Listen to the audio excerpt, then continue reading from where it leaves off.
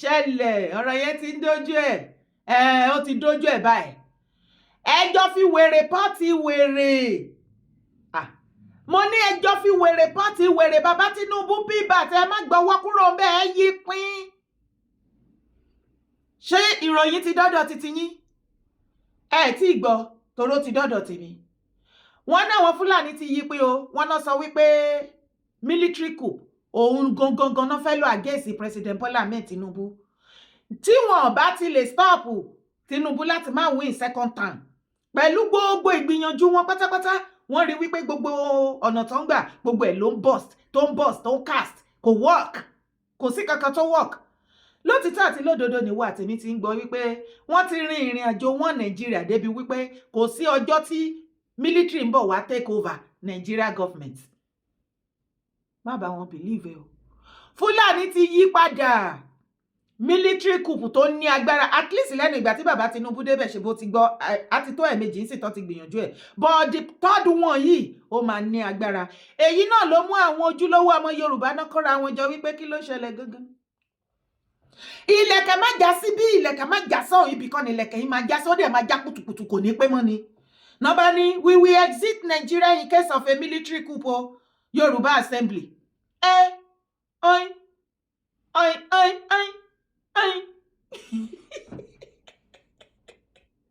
ó ti ń dojú ẹ̀ ní ó ti ń ṣe kí ni ó ti ń dojú ẹ̀ we will exit Nigeria in case of a military coup Yoruba assembly àwọn ni wọ́n sọ bẹ́ẹ̀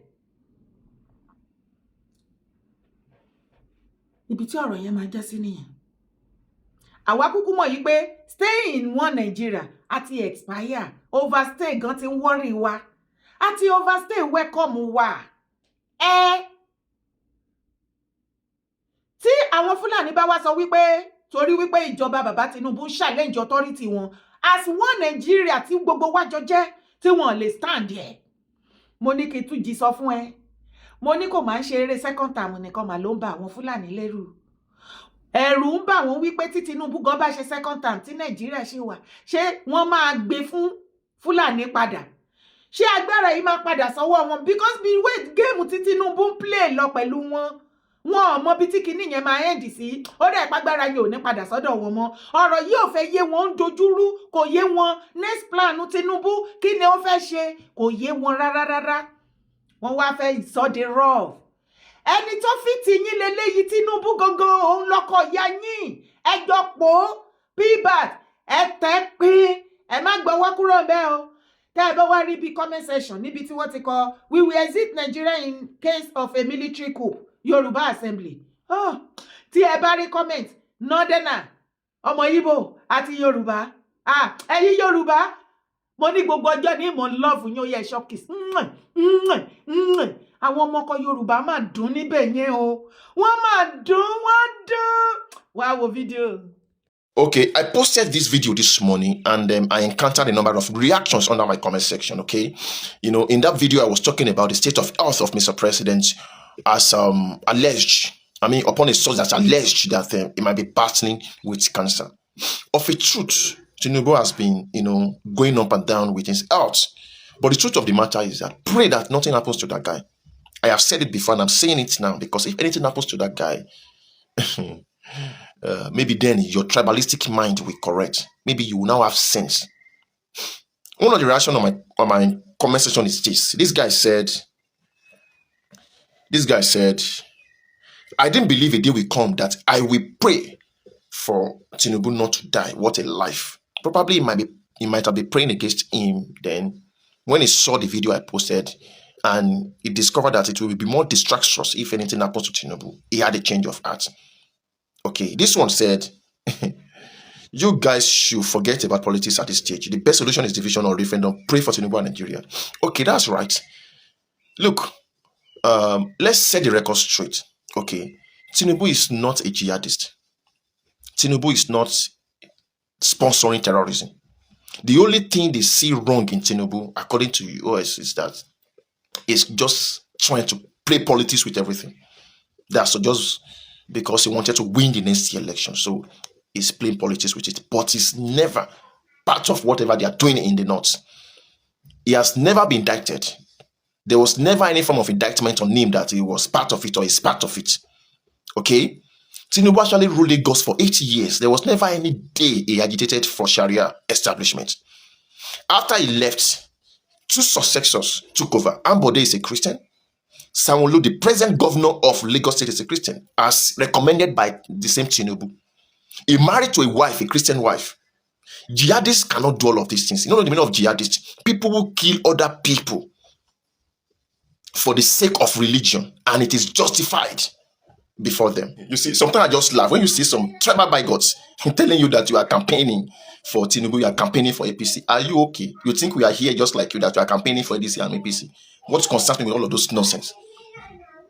The difference between Tinubu and Adebayo Shitu, this guy, is that this guy said if he becomes governor of Oyo State today, Adebayo Shitu said it, that he will establish Sharia law.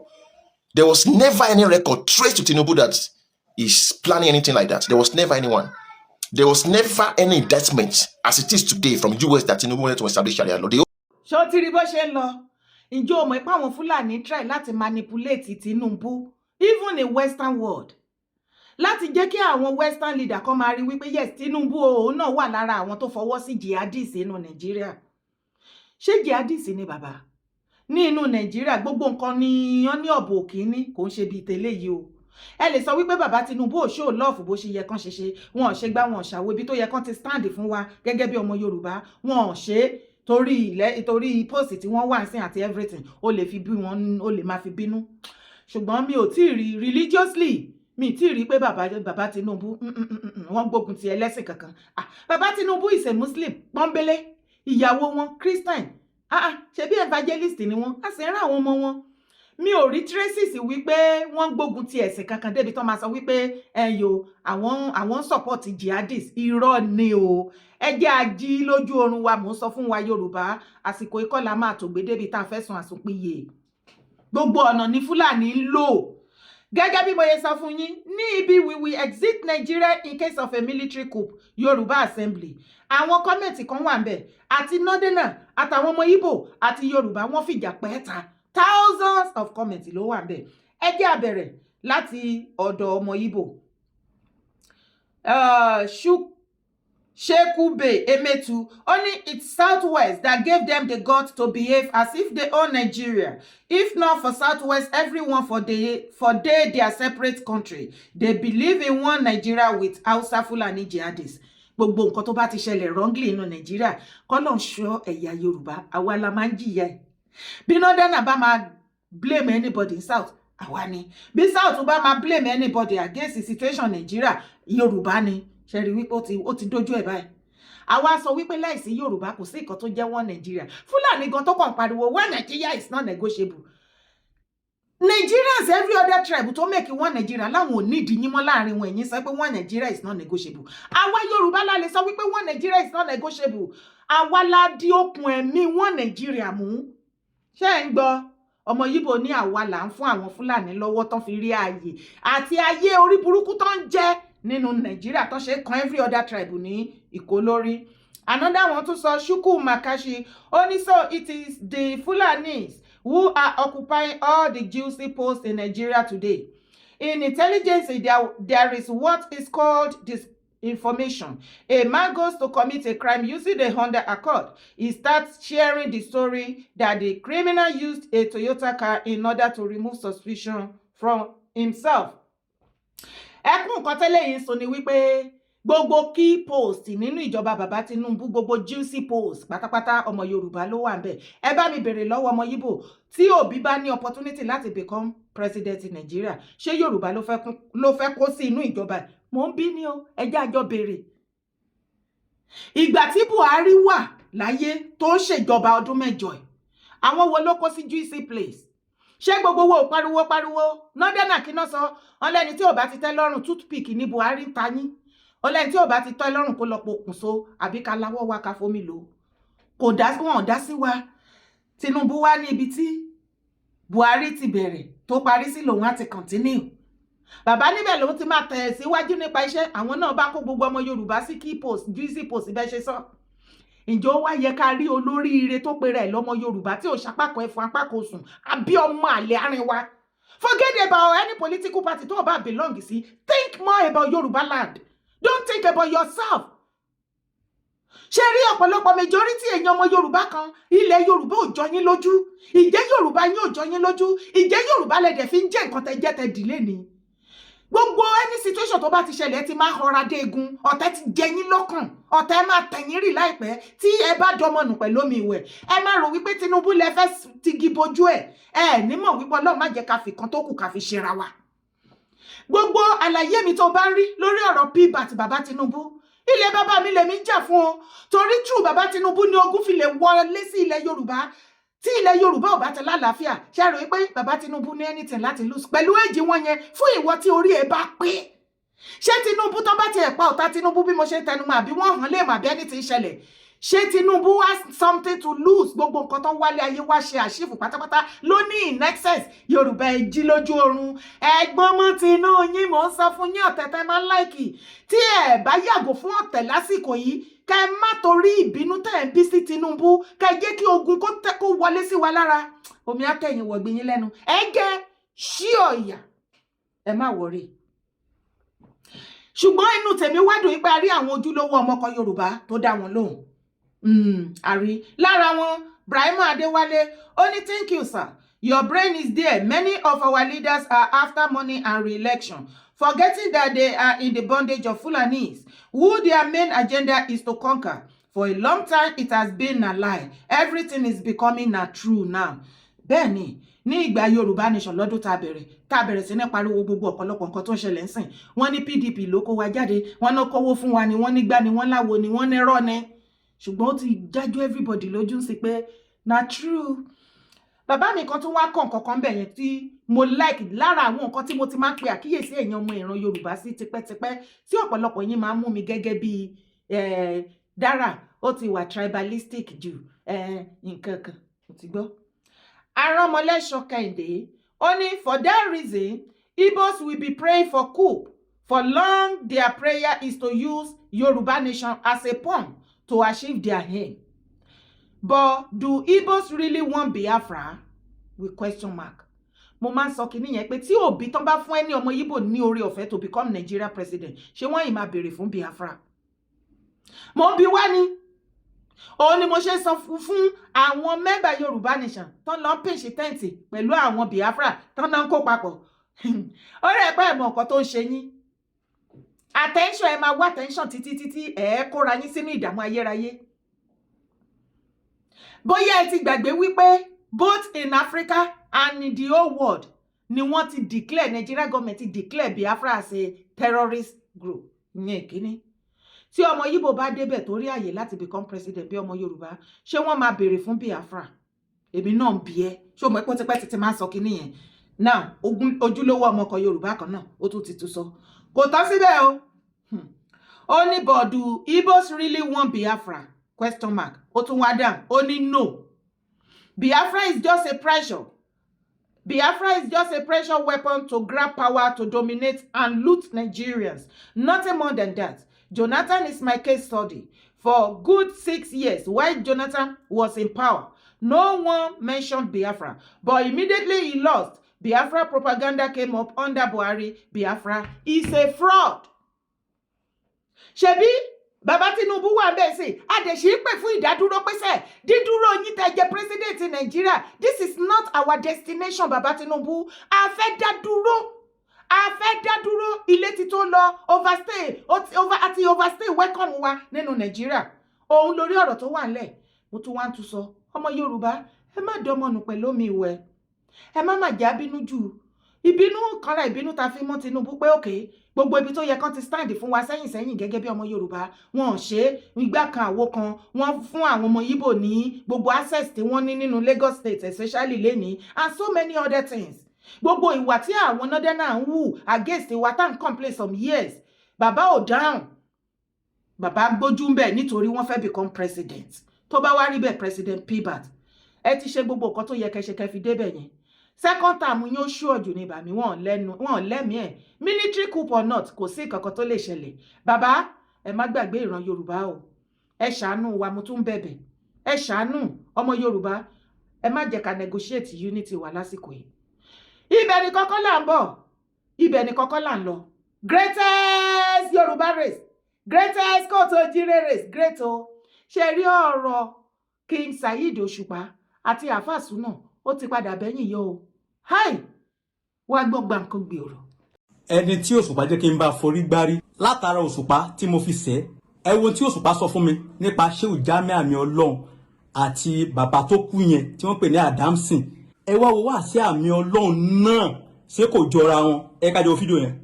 Adamson, màmá tó bí mi ló jókòó yẹn rí pé wọ́n jọ jókòó papọ̀ lẹ́gbẹ̀ẹ́ ara wọn.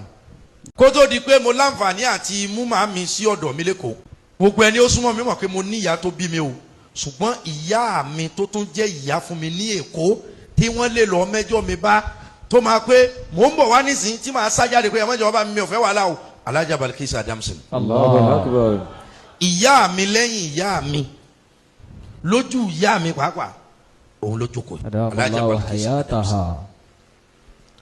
Gbogbo wa la mọ̀ wípé lóòótọ́ òun ló kẹ́yìn nínú òpó Islam, hajjul bait liman istata'a ilayhi sabila. Ọlọ́run ní ẹ lọ Mákà, ẹni Ọlọ́run bá fi rọ̀ lọ́rùn, ẹni Ọlọ́run bá lànà fún. Ìlànà fún yẹn ò túmọ̀ pé wọ́n ló kówó ẹjọ́. Mákà tí èmi kọ́kọ́ lọ lákọ̀ọ́kọ́ ayé mi pé mo kọ́kọ́ lọ ṣe ìdá Kaaba Ọlọ́run, Alhaja àti ọkọ wọn Muhammad Adamson àwọn ni wọ́n rán mi ní Mákà. Allahu Akbar. Ó dẹ̀ jẹ́ àràfà Jímọ̀ ní year 2006. Allahu Akbar. 2018 years ago ni mo ṣàràfà. I was 15 years old. Ọmọ 15 years ni mi lọ́dún tí mo kọ́ sí àràfà. An'amakumullah. Ọkọ wọn ó ti dolóògbé bí n bá ń bẹ láyé lónìí. Àrà tí gbogbo wa ń dá yìí ó kéré lẹ́gbẹ̀ẹ́ yìí tí Muhammad Adamson máa dá níbí. Allah. Adamson lè máa yí láti ẹnu lẹ̀kùn yẹn débí pẹ̀lú dùnú. Àjọ jẹ kóró èmi àtẹ̀bí wọn. Àjọ jẹ dùnú èmi àtẹ̀bí wọn. Àwọn àsìkò kan wà tí àdánwò Ọlọ́run dé gbogbo èèyàn túká. Ọ̀pọ̀lọpọ̀ tí ń bẹ̀bẹ̀ padà pé kínní kan ni ọ̀rọ̀ lọ́kàn wà yọ ẹnìkan kan o. Ṣùgbọ́n gbogbo èèyàn túká fọ́kọ wọn. Gbogbo èèyàn túká lẹ́yìn ìyá yìí. Mo dúpẹ́ pé dòní Ọlọ́run fún mi láǹfààní pé lójú ayé àti lẹ́yìn ọkọ wọn mo sì dúró pé ọ̀rẹ́ mi ni ẹbí yín, mi ò dẹ̀ ní jáwọ́ lọ́rọ̀ yín láéláé. Allahu Akbar. Alhamdulillah. Ọlọ́run máa kọ sílẹ̀, ṣùgbọ́n tó bá jẹ́ pé nípasẹ̀ oore ẹ̀dá máa ń rádánwò lóòótọ́, ọkọ wọn rí àdánwò nípasẹ̀ oore. Tó jẹ́ pé bàbá mọ̀ pé bẹ́ẹ̀ lòpin oore yẹn máa rí ni, àbá pé ọba sì ṣèkà lérí ọ̀rọ̀ eléyìí o, ọba sì ṣèkà, ọba sì dájú, ọba sì kúkú yàwọ́ délẹ̀ kọ́ mọ́ sóore yìí. Ọ̀sẹ̀ oore náà, èsúrú pàdídà ńlájà, ajá pàdídà ńlọlọdẹ. Ajá Baliki òní èsọjọ ẹkún ẹ̀rín ni ayọ̀ ni ayọ̀ la fẹ́ yọ̀ lónìí. Ó dá mi lójú bí tọkọ yín bá wà ẹ̀mí rẹ̀ ó wà ń bí nísìnyí, ẹ̀mí rẹ̀ ó mọ̀ kí wa pé ẹ ṣe. Àwọn ọmọ méjì tọ́lọ̀ ń fún yín Sekina, àwọn ọmọ wọn wọ́n ṣe dáadáa. Ǹjọ́ tá Adamson kú mi ò sí lórílẹ̀‐èdè yìí. Ọlọ́run ṣẹ̀ṣẹ̀ ń dá ìgbà padà fún ìyá yìí. Gbogbo ògò tẹ́ bá wà ẹ máa bẹ Ọlọ́run kẹ́ ẹ má ṣàìsàn. Nígbà tájú lọ Ọlọ́run tún dé títí tán bọ̀ wá bá Adamson. Ǹjọ́ tá Adamson kú mi ò sí lórílẹ̀‐èdè yìí. Ọlọ́run ṣẹ̀ṣẹ̀ ń dá ìgbà padà fún ìyá yìí. Gbogbo ògò tẹ́ bá wà ẹ máa bẹ Ọlọ́run kẹ́ ẹ má ṣàìsàn. Nígbà tájú lọ Ọlọ́run tún dé títí tán bọ̀ wá bá Adamson. Kò sí ohun tá a fẹ́ sọdowó láti lè fi ra ẹ̀mí. Nígbà tí gbogbo ohun tá a lè sọdowó tán last card Ọlọ́run wá ní tẹ́ lè sọdowó ọwọ́ tán báyìí ẹ̀mí gangan wá ṣẹ̀ṣẹ̀ tán níjọ́. Allahu Akbar. Ohun tẹ́lẹ̀ omi ọ̀ya wèrè níbà ya wèrè pé kí ló wá kù. Èṣù dá kankan gbogbo tó ń jágbá ńlẹ̀ ayé Ọlọ́run ní gbogbo ẹ̀. Fáà ní kò ní gbà náà o. Ó ti yé mi sà. Ó ti yé mi sà. Ìyá wèrè gan o, ó ní nǹkan burúkú lọ́wọ́ o. Àbúrò ní ṣe wá o. Àmín sà, ó ti yé mi sà. Àmín sà. Nǹkan burúkú wà lọ́wọ́ wọn o. Wọ́n lè gbọ́ lọ́wọ́, wọ́n lè má gbọ́ lọ́wọ́. Àwọn àgbàlagbà ló fún wọn. Yẹ́sì Ọlọ́run dẹ̀ ló fà. Ọlọ́run ló ṣe wọ́n ní tó ṣe wọ́n yẹn. Òun fi wọ́n ṣiṣẹ́ aburú ni. Ọlọ́run ọba lékè ọlá. ọba tí ń fàṣẹ òun fi àwọn àgbàlagbà ṣọṣẹ́ ni ọ̀tọ́ bá tó fún àwọn àgbàlagbà jẹ́ kankan mi nìkan ẹni ẹ̀ńtọ́ ayé bẹ́ẹ̀ ni ọ̀rọ̀ àwọn àgbàlagbà dàbí ṣé àrámọ̀ ara ẹ̀ tó fi àfáàtú kọ́ ní kéwúlẹ̀ bọ́dà wa tó bá kàwé àmà rẹ̀ yìí ò ní kó má ní agbára tó ní ó máa ń èyí kò tó bá fẹ́ jẹ́ máa jẹ́ lọ́dọ̀ Ọlọ́run ni. owó ìjẹ́ nìyẹn ọ̀sẹ̀ kọ́kọ́ máa ń dùn mí fáwọn àfáà nìyẹn wọ́n máa láwọn olùburú àwọn ní síra àwọn oníkan táwọn lè sà ẹ̀ tó bá lè gèsè sí ẹ̀rí dáṣẹ̀ rí àfọ̀ ẹ̀ lọ́ fi kóòtù múyàn ẹ̀ lọ́ fi kóòtù múyàn. àbí. ṣé wọn oníkan tó lè sàkún pákọ́ padà fún. àbí o àbí o. Saheed Shittu ó tẹ̀ ọ́. láti gbà yẹn láti gbà yẹn bẹ́ẹ̀ ni o. àwọn oníṣẹ́ra lọ́wọ́ ẹ tó bá jẹ́ èèyàn wọn tó ṣe tó bá wọ́n mọ̀ bó ṣe fẹ́ bá tiẹ̀ jẹ́. ó lọ́wọ́ kó tó bẹ̀rẹ̀ tàbí long discourse ó ní bàbá kan pàṣẹ yẹn wà lọ́dọ̀ òun. ok. ó máa wá sọ́dọ̀ òun láti bọ́jú ilé ìwé yẹn kó mọ ṣé òun náà ti bá ti sọ lọ. ok. ó ló máa ń ṣàdúrà lọ́dọ̀ òun ní kò lọ Mẹ́kà ní láyé. kí lórúkọ Adams kí lórúkọ woman kan báyìí. ok tó wà láyé ge mo ti mọ̀. Adamson. òun lọ Mẹ́kà ìyẹn bá níta òun fún yín Mẹ́kà. ó ní ẹ̀yàn lẹ́yìn tí Mẹ́kà yẹn tún ní bàbá wa ní àwọn kan náà pọ́n kó máa lò láti Mẹ́kà bàbá yẹn lókè yẹn lò náà wà á tún fún kówó ìwà lámọ́tò. wọ́n gbé mọ́tò sì ní látòkè òkun ó lẹ́nu yẹn bójú mu jẹ́ tó rán Mẹ́kà. àbí Ọlọ́run ní àwọn làwọn ṣáàdúrà fẹ́ nìyẹn táwọn kóra àwọn jọba táwọn bẹ bàbá bọ̀ gbogbo oríire òun ti gbẹ́sẹ̀ lé àmì Ọlọ́run lẹ́yìn lóde lórí rí ẹ̀ tí òfin ẹlẹ́nu ṣẹ́nu yà tó ń gbọ́ mi. agbáyé sà mọ̀ ẹ̀sẹ̀ ń gbọ́ nẹ́tíwọ̀kì yẹn fèlè. bàbá ẹ̀ kú ń gbé táwọn tata ti ń dúró kílẹ̀ padà. ní ìgbà tó sọ̀rọ̀ dáràn. so àwọn afáà lóògùn ẹni tó bá ṣe oṣù dáadáa fún wọn tí ó tẹ̀ wọ́n lójúmọ́lẹ̀ ó ń gbọ́ mi. agbáyé sà nẹ́tíwọ̀kì yẹn fèlè ní sà mo ń gbọ́ yín báyìí. nígbà tó fi ń sàṣeyẹ tó ṣe dáadáa sí wọn àwọn wọn lè tó fi ń sàṣẹ tó. bẹ́ẹ̀ ni wọn ò lélẹ́yìí tí wọ́n fi ń sàṣẹni tó ń bá wọn jẹ́ kiri. ṣé tó bá ti fún kọjú yẹn táwọn múlò bọ̀. àbí o tí wọn mú lọ kóòtù. èmi kàn tiẹ̀ ti sọ wípé mi ò ní dá sọ̀rọ̀ wọn yìí mọ́ ṣùgbọ́n nígbà tí àwọn kan tún share fídíò ìsinmi tí mo rí mo ní mo rò pé last video tí mo ṣe lórí ọ̀rọ̀ àfàsúnà àti bàmí òṣùpá olúfimọ́ wọn mátàgbàmọ́lẹ̀ wọn bàmí òṣùpá one love àrímélòyà o àwọn ò fẹ́ kí ìbàjẹ́ báyìí a dẹ̀ fẹ́ kí ayé ta epo sálà yín ayé ò dẹ̀ ní ta epo sálà yín àti ti gbogbo wa mo sọ nínú last video yẹn mo ní àwọn igi kan máa ń kéré lójú ọ̀nà téèyàn máa fojú wò pé eléyìí kan kékeré á gbé ẹ ṣubú àwọn odò kan wàá jókòó wàá máa wò látọkàn pé yàtọ̀ lélẹ̀ nǹkan kékeré ni kò lè dá ọ̀rùn ẹsẹ̀ mi lásán tó bá ń wò wàá máa sink ẹ̀yin tẹ́ bá súnmọ́ bàbá òṣùpá ẹ pa náà kíní yìí tí àwọn ọ̀pọ̀lọpọ̀ ohun bá ń jáde lótìtọ́ àti lódodo bàbá òṣùpá ẹ̀yin àti àmì Ọlọ́run wọ́n ní best friend nìyí ṣùgbọ́n ṣe mọ̀ pé àwọn ohun kan jáde tẹ́lẹ̀ tó play ó tún ti play ìmíì ṣe rí bá àmì òṣùpá sà àti gbogbo ẹ̀yin ọmọ kóòtù òjìrè tẹ́ ẹ̀ ń gbọ́ nípa ọ̀rọ̀ yìí ẹ jẹ́ àjọ ronú láròjinlẹ̀ nípa ti Pasuma tó gbé jáde Pasuma bọ́ síta ó ṣorin ó ní ọ̀rẹ́ lẹ́yìn àtòun lè jà nǹkan ta fẹ́ náà nìyẹn àmì Ọlọ́run ìyẹn náà wọ́n ní lè jà ṣùgbọ́n tí òun bá ń pọ̀ jù tí bọ̀bọ̀ èyí àfàsúnà tó bá lọ ń rìlíìsì ọ̀rọ̀ tó pọ̀ jù bó ṣe yẹ lọ ọ níbi téèyàn gbé ọ̀rọ̀ ẹ̀ dé tí ara gọ́yàn tí ara kànyàn àbí kí lẹ ní mo sọ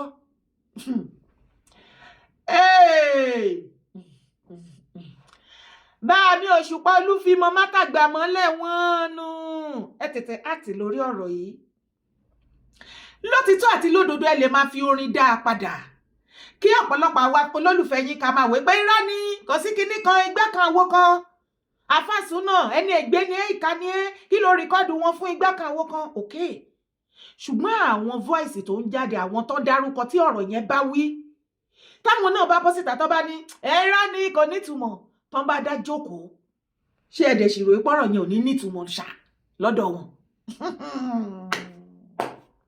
torí ìbẹ̀rẹ̀ kan là ń mọ̀ o ṣé ẹ̀dẹ̀ rò wípé àwọn tí àáfàá Súnà ń gbé ohùn wọn tó ń rìkọ́ọ̀dù Òṣùpá King Saheed Òṣùpá tí wọ́n ń sọ̀rọ̀ àwọn èèyàn wọn yìí ṣé àwọn èèyàn wọn tí wọ́n ń sọ̀rọ̀ nípa wọn tó bá dá jókòó ṣé ẹ̀dẹ̀ rò wípé ọ̀rọ̀ yẹn á dẹ̀ lọ bẹ́ẹ̀ yẹn lára wọn kò dẹ̀ ní kán wọn lára torí mo sọ ní last video yẹn mo ní àáfàá Súnà tó múra kankan yìí ọ̀rọ̀ ń bẹ lọ́wọ́ ẹ̀ ó láwọn ó dẹ̀ pé láwọn kankan tó mọ̀ wípé ó ní agbára bàbá èdè pé kí sẹ́rì ní àmì ẹ ṣe normal ẹ ṣe nǹkan àmì ẹ do something èmi ò ní trace inú kinní mi ìfẹ́ kẹjẹ́ kó kẹ̀ ju báyìí lọ bá mi Òṣùpá ṣé ẹ rò wípé àmì Ọlọ́run láwọn èèyàn tí ẹ yàtọ̀ fún yín àwọn ọ̀rẹ́ mi tóun náà ṣe kí ni tọ́jọ́ wà bí ti yín bẹ́ ṣe wà tí àmì Ọlọ́run bá sọ wípé ọ̀rọ̀ yẹn ẹ̀yin tí ò torí ìfẹ́ tóun ní sí yín àwọn tó súnmọ́ ńkọ́ tó bá ń jalè kanná tán yín bí tó ti máa dùn tán fún ẹ̀lẹ́ tán bu petrol sí là